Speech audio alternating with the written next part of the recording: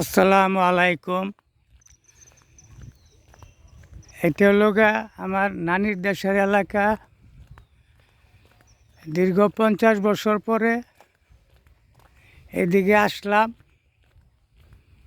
মনটা চাইল কিশোরগঞ্জের ডিস্ট্রিক্ট।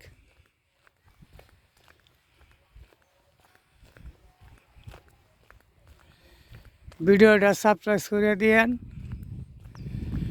5 ওয়াক্ত নামাজ পড়বেন, আল্লাহর জিকির করবেন, মা বাপের খেদমত করবেন,